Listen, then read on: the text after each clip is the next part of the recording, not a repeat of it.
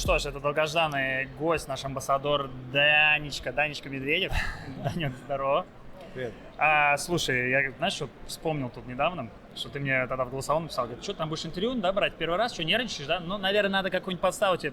Я не придумал. Yes, значит, я могу жить спокойно. Смотри, во-первых, да, на самом деле про Мадрид. Сегодня был на вашей тренировке, вот вы с Кареном тренировались, и бросается в глаза очень мне и зрителям, что ты сегодня 4-1 проигрывал Карену, выиграл 6-4, потом там опять 0-3. Очень много подач проигрывается. Но насколько это нормально и насколько ты вот как бы нас, ну, как бы это раздражает с точки зрения того, что на харде это намного проще свою подачу удержать? Ну да, как по мне, это грунт. Вот Монте-Карло мы видели, там матчи были, ну, почти все проигрывали свою подачу. Кроме, естественно, игроков, скажем так, которые уже прибились к этому грунту, знают, что надо делать. То есть какой-нибудь Музетти, и то он там проигрывал сеты 6-1 тоже. Да. И даже Ибу проиграл, по-моему, с таким счетом. Поэтому на грунте просто надо быть больше к этому готовым. И, в принципе, я выбесился с Кареном, но я понимал, что это грунт.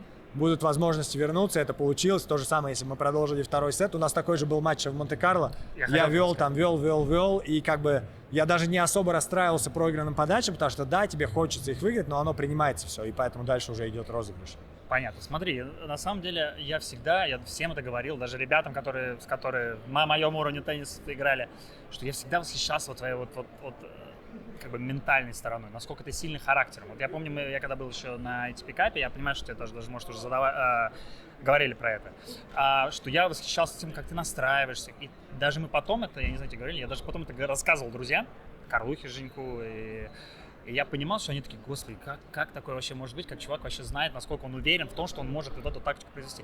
Это то, к чему ты пришел, или это ты просто такой человек характерный, ну, как грубо говоря, можно здесь так назвать, сильный, то, что, грубо говоря, не то чтобы спокойно, но ты, по крайней мере, понимаешь, как мне кажется, вот как бы все по полочкам можешь расставить в своей голове. Я думаю, и то, потому что все равно все, кто мы на корте, это как бы в нас заложено, может быть, даже с рождения, может быть, оно вырабатывалось постепенно, воспитание, там, да. Я не знаю, школа, универ, друзья, это же все как бы закладывается в тебя.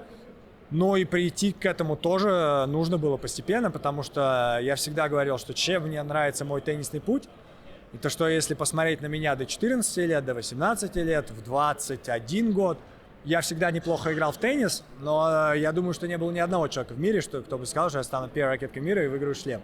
И как бы вот этим, ну, я доволен. А так я всегда, всю жизнь я ненавидел проигрывать. А остальное, вот это может быть это настрой или какие-то другие вещи, это просто пришло с опытом. И для меня опыт всегда был очень важен, то есть я играл там первый раз юниоры, большой шлем, но это вообще ужасно было. Да? У меня руки трясутся, я не могу играть. Я играю второй раз, уже легче, третий раз я уже играю хорошо. То есть это чисто на опыт. ATP первый раз там я играл, там страшно. Большой шлем я не выигрывал круга год, но я не считаю Вавринка, это немножко другой матч. И как бы та победа, она все равно как бы не такая же, как ты выходишь в первый круг играть против твоего рейтинга уровня, игрока. Я понял. Мастерсы, я не выиграл в первом году ни одного матча. То есть постепенно, с опытом я начинаю понимать, что как происходит, и уже стараться. Интересно. Но на самом деле, мне кажется, вот то, что ты расскажешь, это и привело тебя к номеру один. Ну вот да, мы тогда опыт с ребятами постепенно, да, мы с ребятами обсуждали. Вот мы до этого как бы так и не дошли. Вот, видимо, в этом и разница. Смотри, я помню, мы с тобой на Диавосе общались, и ты так прикольно в раздевалке смешно говорил, я извиняюсь. Да, классно, говорит, классные тренировки у меня, вообще все супер, ничего не получается, всем проигрываю. В итоге ты сыграл полуфинал. А здесь, или как бы, вот здесь ты тоже там играешь, тренируешься, и вот это, у тебя каждый турнир по-разному так вот, то, что ты настраиваешься, там, ну, допустим, играю плохо, но это все равно не значит, что я сыграю плохо. Как это у тебя в голове? Вот? Связи никакой нет. Когда был чуть-чуть помладше, было небольшое такое, как суеверие, что чем хуже играю перед турниром, тем лучше буду играть турниры, и вроде не я один. А что, типа, очень страшно, если играешь хорошо, прям, если все попадаешь, ты такой, ой, сейчас турнир, что-то будет не так.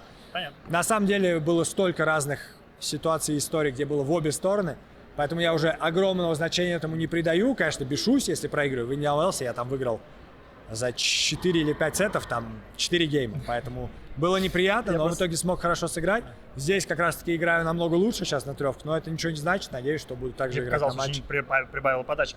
Последний вопрос. Смотри, какая-то Руна сказал очень интересную такую фразу. Я, говорит, когда я играл с Алькарасом сейчас в Барселоне, я представил, не знаю, может, слышал, я представил, как Джокович обыграл его на Ролан-Гарросе и пытался составить такую же тактику у себя в голове. Ты когда-нибудь таким занимался вообще в своей карьере? Мне почему-то...